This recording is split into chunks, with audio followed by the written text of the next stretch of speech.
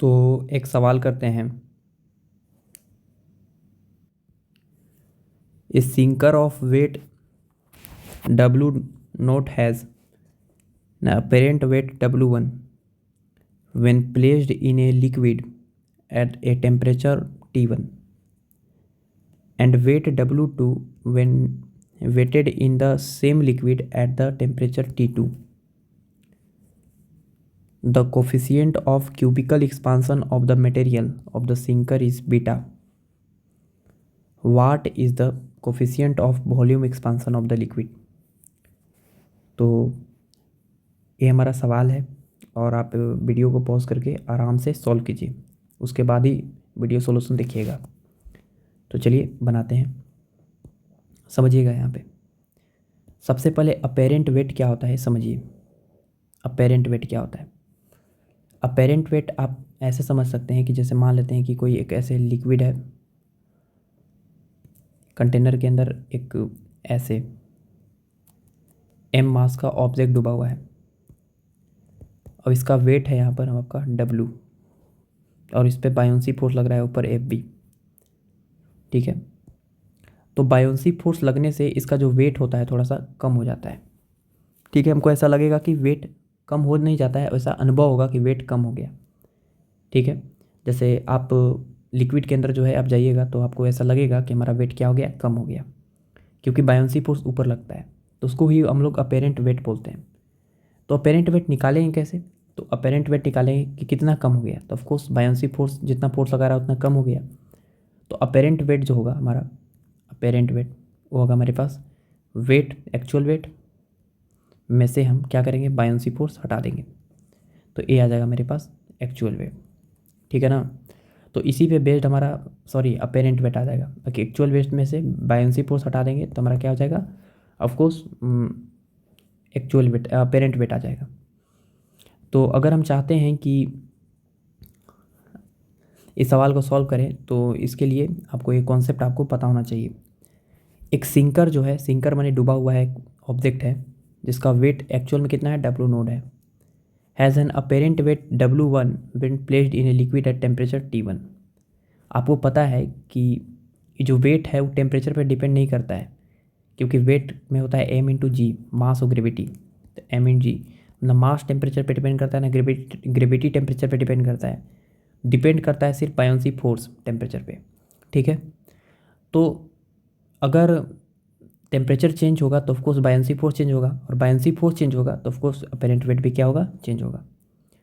तो इसी पे बेस्ड एक सवाल बनाया गया है, तो बहुत ही बढ़िया सवाल है। चलिए इसको हम सॉल्व करते हैं, आराम से समझिएगा, कोई दिक्कत नहीं।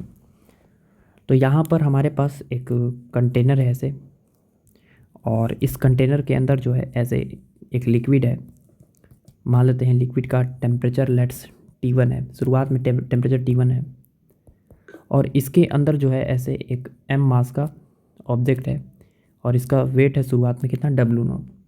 ये एक्चुअल वेट है, कितना है एक्चुअल वेट, कितना है W नॉट, और बायोंसी फोर्स किधर लग रहा है, ऊपर। बायोंसी फोर्स इस ऑब्जेक्ट पे लग रहा है किधर, ऊपर। तो इसका जो अपेरेंट वेट है जब T1 टेम्परेचर रहता है तो अपेरेंट वेट कितना है, W1 when placed in a liquid at temperature T1। तो यहाँ पर अगर आप लिखना चाहते हैं अपेरेंट वेट को तो आप लिखिएगा W1 बराबर actual weight minus buoyancy force. तो W1 equal to actual weight कितना है, तो ऑफकोर्स एक्चुअल वेट है W note minus buoyancy force. Formula क्या होता है, फार्मूला होता है V/ρ/g। शुरुआत में मान लेते हैं T1 टेम्परेचर पे वॉल्यूम है V नोट, किसका वॉल्यूम होता है, किसका, सबमर्ज सॉलिड का।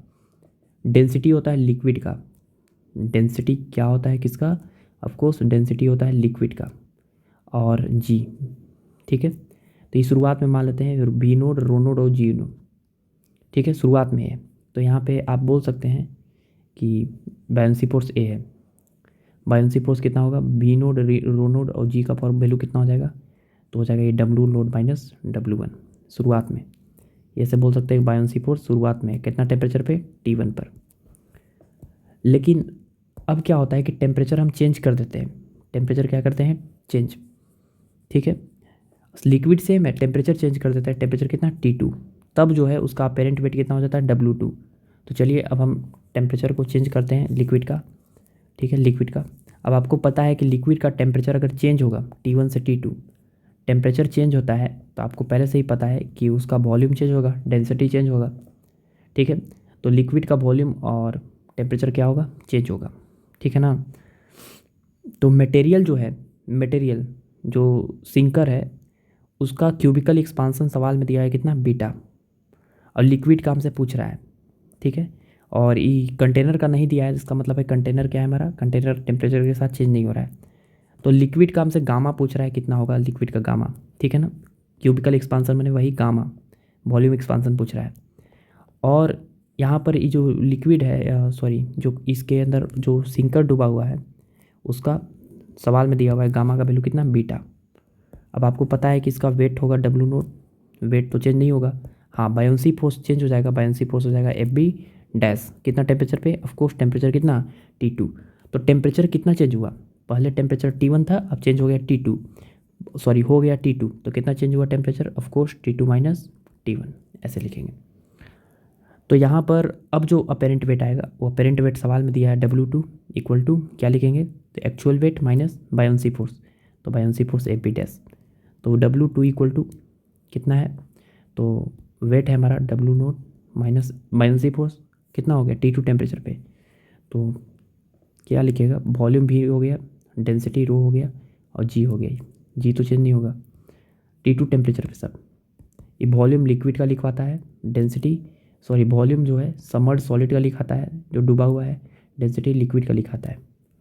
तो जो W2 होगा, W2 बराबर यहाँ पे बाद में जो बायोंसी फोर्स होगा V रो जी बराबर WO माइनस W2।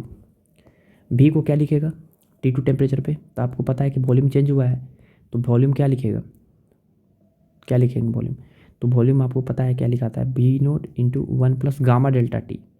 तो गामा किसका, सॉलिड का ना, सॉलिड का गामा दिया है सवाल में बीटा, डेल्टा टी टेम्परेचर हो गया T2 माइनस T1।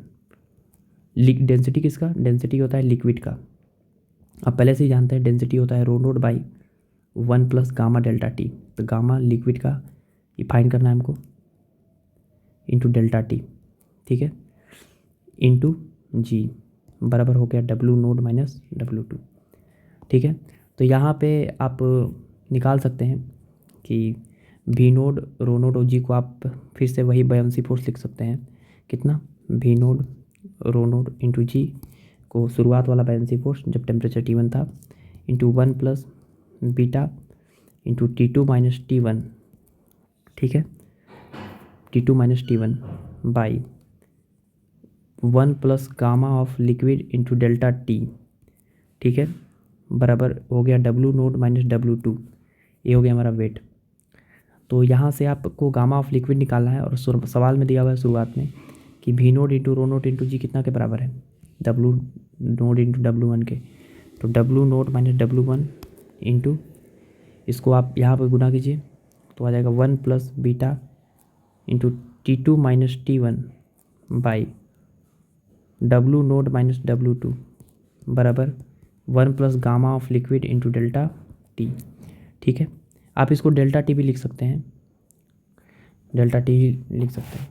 तो यहाँ से हो जाएगा मेरे पास W note minus W1 by W note minus W2, इसको 1 से गुना करेंगे तो इतना ही, और फिर plus W note minus W1 by W note minus W2 into beta into delta T -1 equal to gamma of liquid into delta T. तो अगर गामा ऑफ लिक्विड आपको निकालना है तो डेल्टा टी से डिवाइड करना पड़ेगा, तो ऑफकोर्स गामा ऑफ लिक्विड आ जाएगा मेरे पास। देखो इसको आप सॉल्व कीजिएगा E1 के साथ, तो कितना आएगा, तो सॉल्व करके देखिए ये कितना आएगा। तो गामा ऑफ लिक्विड सॉल्व कीजिए, तो सॉल्व करेंगे तो कितना आएगा, तो ये हो जाएगा मेरे पास W नोट माइनस W2 1 से गुना होगा, माइनस में आएगा W नोट, ये कट जाएगा, तो हो जाएगा W2 minus W1 by W note minus W2। ठीक है, इंटू डेल्टा टी से डिवाइड करेंगे तो 1 बाई T2 माइनस T1। ठीक है, और प्लस बीटा, ये तो वही रहेगा W note minus W1 by W note minus W2, और डेल्टा टी से डिवाइड होगा तो आपको कट जाएगा, गामा ऑफ लिक्विड ए आ जाएगा। ठीक है, तो यही हमारा क्या हो गया आंसर। तो चलिए यही हमारा सवाल था। All the best.